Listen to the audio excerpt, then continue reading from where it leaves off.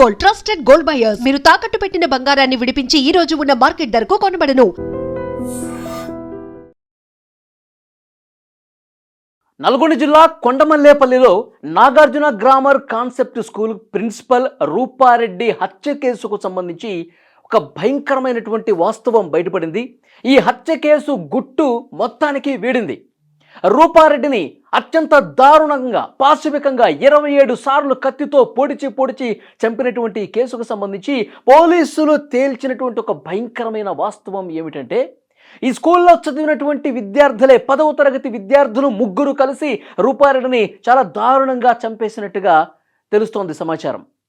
వారం రోజుల పాటు అండి, మంగళవారం రోజు 11వ తారీఖు మంగళవారం రోజు ఈ ఘటన జరిగితే ఈరోజు 19వ తారీఖు దాదాపు 8 రోజుల పాటు పోలీసులు ఇన్వెస్టిగేషన్ చేసి అన్ని కోణాల్లో దర్యాప్తు చేసి, ఎందుకంటే సీసీ కెమెరాలో కేవలం ఒక రెడ్ టీషర్ట్ వేసుకున్నటువంటి వ్యక్తి మాత్రమే అటు కదులుతున్నట్టుగా కనిపించాడు. ఇంకా ఎలాంటి ఆధారం లభించలా మొదటి 4-5 రోజుల పాటు. తర్వాత ఆ స్కూలుకు సంబంధించినటువంటి విద్యార్థులు ఎవరైతే ఉన్నారో, స్టాఫ్ ఎవరైతే ఉన్నారో వాళ్ళను కూడా ఎంక్వైరీ చేస్తున్నారు. స్కూల్లో 10వ తరగతి చదువుతున్నటువంటి విద్యార్థుల పరిస్థితి ఏంటి, వాళ్ళు ఏ విధంగా ఉంటారు, వాళ్ళల్లో ఎవరికైనా చెడు అలవాట్లు ఉన్నాయా, ఈ కోణంలో కూడా దర్యాప్తు చేస్తుంటే వాస్తవం ఒకటి వెలుగులోకి వచ్చింది. 10వ తరగతి విద్యార్థులు చాలా దారుణంగా చంపేశారు. అలా చంపటానికి రీజన్ ఏంటి అన్నది పోలీసులు ఈ విషయం ఎలా బయటకు వచ్చిందంటే, 10వ తరగతి ప్రస్తుతం చదువుతున్న గతంలో చదివినటువంటి ముగ్గురు విద్యార్థులు రూపారెడ్డి మీద కక్ష పెంచుకుని దారుణంగా పొడిచి చంపేసి ఇంట్లో ఉన్నటువంటి 4 లక్షల రూపాయలు కూడా తీసుకుపోయారు. మరి ఆ విద్యార్థులు ఎందుకని రూపారెడ్డిని ఇంత దారుణంగా చంపాల్సినటువంటి పరిస్థితి వచ్చింది? రూపారెడ్డి మీద చాలా కక్ష పెట్టుకొని పగబెట్టుకొని చంపినట్టుగా 27 సార్లు ఫేస్ మీద 2 చోట్ల కత్తిగాయాలున్నాయి. మొత్తం బాడీ మీద 25 చోట్ల బలమైనటువంటి కత్తితో పొడిచి చంపినటువంటి ఆనవాళ్ళు ఉన్నాయి.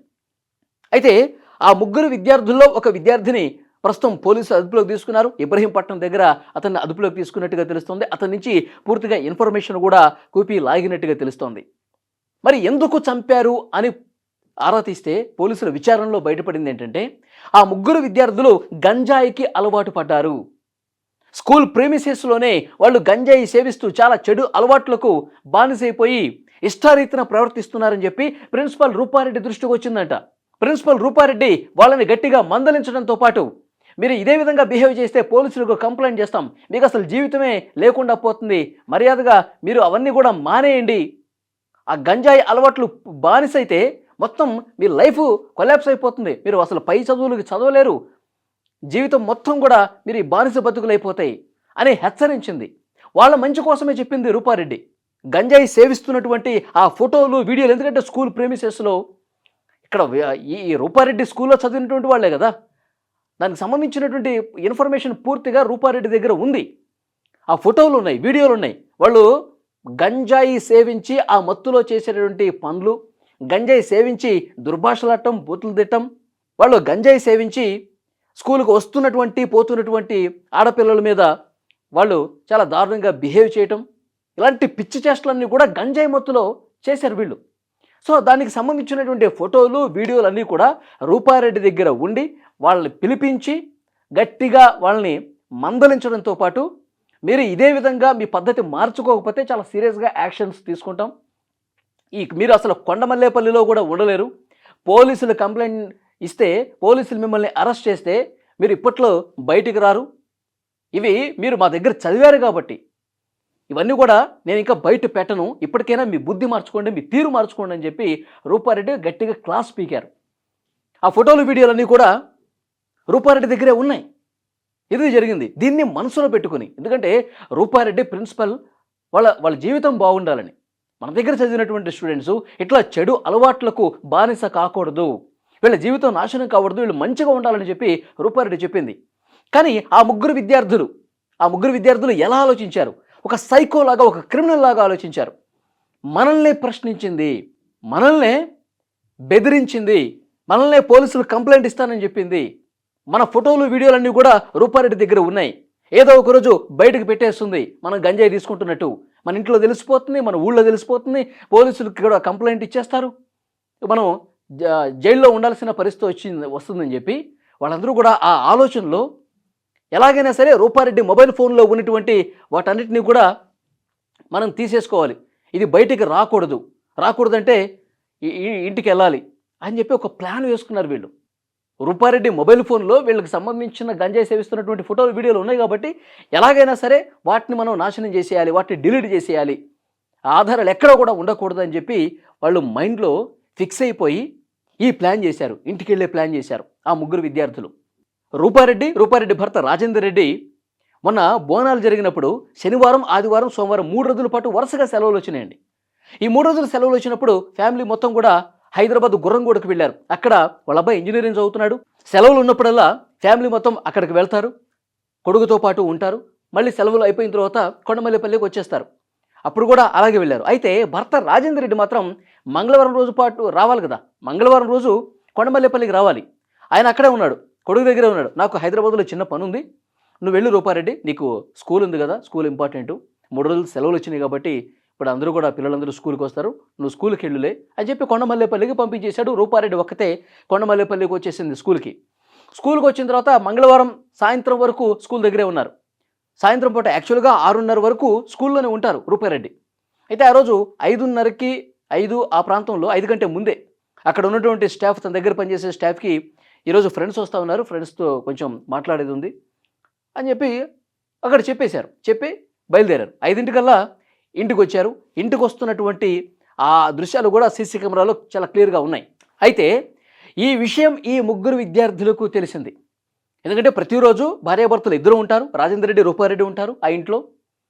ఇప్పుడు రాజేందర్ రెడ్డి లేడు కాబట్టి, రూపారెడ్డి ఒంటరిగా ఉంది కాబట్టి ఇదే సరైన సమయం, మనం ఎలాగైనా సరే ప్రిన్సిపల్ రూపారెడ్డి ఇంట్లోకి వెళ్ళాలి, ఆమె దగ్గర ఉన్నటువంటి ఫోన్ ఆమెకి తెలియకుండా మనం దొంగిలించుకొని వచ్చేసేయాలి, ఆమె ఒకవేళ ప్రతిఘటిస్తే ఏం చేయాలని కూడా వాళ్ళ మైండ్లో ఫిక్స్ అయిపోయారు. అందుకే ఒక ఆయుధాన్ని వెంట తీసుకెళ్ళినట్టుగా తెలుస్తోంది. వాళ్ళు రూపారెడ్డి ఇట్లా వచ్చిన వెంటనే ఏ టైంకి స్కూల్ నుంచి బయటకు వస్తుంది, వీళ్ళందరూ కాపుగాచి ఒక ప్లాన్ గీసుకొని ఉండుంటారు. స్కూల్ దగ్గర ఒకడు ఉండుంటాడు, ఇక్కడ ఇంటికి సమీపంలో ఒకడు ఉంటాడు. రూపారెడ్డి ఎప్పుడు స్కూల్ నుంచి బయటకు వస్తుంది, రూపారెడ్డి ఎన్నింటికి ఇంటి దగ్గరికి వస్తుంది, ఇవన్నీ కూడా వాళ్ళు మాట్లాడుకుని పక్కా ప్లాన్ ప్రకారం రూపారెడ్డి ఇంట్లోకి ఎంటర్ అయిన తర్వాత టైం చూసుకుని, ఎవరు లేనిది చూసుకుని ఇంట్లోకి వెనక నుంచి ఎంటర్ అయ్యారు. అందుకే పోలీసులు మొన్న కూడా మాట్లాడారు, ముందంతా నార్మల్గానే ఉంది, వెనక వైపు కిచెన్ సైడు డోర్ ఓపెన్ చేసి ఉందంటే వెనక నుంచి వచ్చి చాలా దారుణంగా ప్రిన్సిపాల్తో గొడవపడి ఫోన్ ఇవ్వమని చెప్పి అడిగి ఫోన్ ఇవ్వకపోతే ఆమె ప్రతిఘటించేసరికి చాలా దారుణంగా 27 సార్లు ఫేస్ మీద, గొంతు మీద, పొట్ట భాగంలో ఈ విధంగా పొడిచి అప్పుడు కూడా వాళ్ళు ఒక గంజాయి మంతులో ఉండుంటారు, గంజాయి ఒక ట్రాన్స్లో ఉండుంటారు, ఒక క్రిమినల్ మైండ్ సెట్తో ఉండుంటారు. ముగ్గురు కూడా ఆ ఫోన్ తీసుకుని వెళ్ళిపోయారు. 4 లక్షల రూపాయలు కూడా ఆ టైంలో ఆమెను చంపిన తర్వాత తీసుకుని వెళ్ళిపోయినట్టుగా చెప్తున్నారు పోలీసులు. సో అది ముగ్గురు విద్యార్థులు ప్రస్తుతం చదువుతున్నా, ఇంతకుముందు చదివేసినటువంటి 10వ తరగతి స్టూడెంట్స్. ఈ ముగ్గురులో ఒకడు ప్రధానమైనటువంటి నిందితుడు, గంజాయికి పూర్తిగా బానిసైపోయినటువంటి విద్యార్థి ఒకడు ప్రధానంగా. మిగతా ఇద్దరు కూడా వీడికి సహకరించినట్టుగా తెలుస్తోంది. మొబైల్ ఫోను మెయిన్ వాళ్ళు టార్గెట్ ఏంటంటే ఆ మొబైల్ ఫోన్ మనం లాక్కోవాలి, అందులో మన వీడియోలు, మన ఫోటోలు, గంజాయి సేవిస్తున్నటువంటి ఫోటోలన్నీ కూడా డిలీట్ చేయాలి. ఇది వాళ్ళ కాన్సెప్ట్. ఆ మొబైల్ ఫోన్ తీసుకొని వస్తున్నటువంటి క్రమంలో అక్కడ జరిగిన పెనుగులాటకి ఆమె వీళ్ళ గురించి తెలిసిన తర్వాత కేకలు వేసినప్పుడు ఎక్కడ ఇంకా చుట్టుపక్కల వాళ్ళు వచ్చేస్తారన్న ఉద్దేశంతో ఆ ముగ్గురు కూడా కలిసి చాలా దారుణంగా పొడిచి చంపేసి మళ్ళీ ఏమీ తెలియనట్టుగా ఇంటి వెనక నుంచే ఆ ముగ్గురు కూడా వెళ్ళిపోయినటువంటి పరిస్థితి ఉంది.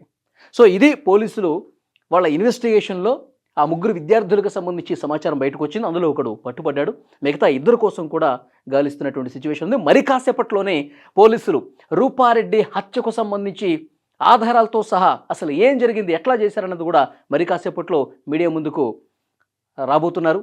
పూర్తిగా ఈ హత్య మిస్టరీని ఏ విధంగా ఛేదించాం, ఎన్ని కోణాల్లో విచారించాం, ఎవరెవరిని విచారించాం, మాకు ఈ విద్యార్థులే చేశారని చెప్పి ఎలా తెలిసింది, ఇవన్నీ కూడా పోలీసులు మీడియా ముందు పెట్టే అవకాశం కనిపిస్తుంది. మరి కాసేపట్లోనే పోలీసు అధికారులు ఈ కేసు గురించి మాట్లాడే అవకాశం కనిపిస్తోంది.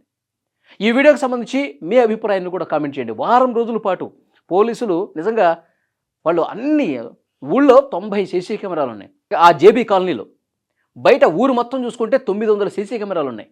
అన్నీ చూసి భర్తని విచారించి, వీళ్ళ కుటుంబ సభ్యుల్ని విచారించి, తర్వాత స్టాఫ్ని, స్కూల్లో ఉన్నటువంటి స్టాఫ్ని వీళ్ళందరినీ విచారించి, పిల్లల ట్రాక్ రికార్డ్ని అంతా పరిశీలించేసరికి వారం రోజుల సమయం పట్టింది. ఇప్పుడు తేలింది ముగ్గురు విద్యార్థులే, 10వ తరగతి విద్యార్థులే. నిజంగా ఎంత దారుణం చూడండి. 10వ తరగతి చదివినటువంటి విద్యార్థుల మైండ్ సెట్ ఎంత క్రూరంగా ఉంటుందా? చదువు చెప్పినటువంటి ప్రిన్సిపల్నే చంపటానికి కూడా వెనకాడలేదంటే దానికి కారణం ఒకటే, గంజాయి మత్తు. కాబట్టి రాష్ట్ర ప్రభుత్వం కూడా, ముఖ్యంగా ఈగల్ టీం, ఈ డ్రగ్స్ గంజాయి మత్తుకి బానిసలవుతున్నటువంటి విద్యార్థులను వాటి చెర నుంచి బయటకు రావాలంటే, ఈ గంజాయిని పూర్తిగా అరికట్టడానికి ఒక ఈగల్ టీం ఏర్పాటు చేసింది గవర్నమెంట్. ఆ ఈగల్ టీం కేవలం హైదరాబాద్కి పరిమితం కాకుండా ఊళ్ళల్లో కూడా, అన్ని జిల్లాల్లో కూడా ప్రత్యేకమైనటువంటి నిఘా పెట్టి ఈ గంజాయిని పూర్తిగా నిర్మూలించాల్సినటువంటి అవసరం ఉంది. లేదంటే ఇలాంటి క్రైమ్ కథా చిత్రాలే కనిపిస్తాయి. ఈ వీడియో మీద మీ అభిప్రాయం కామెంట్ చేయండి.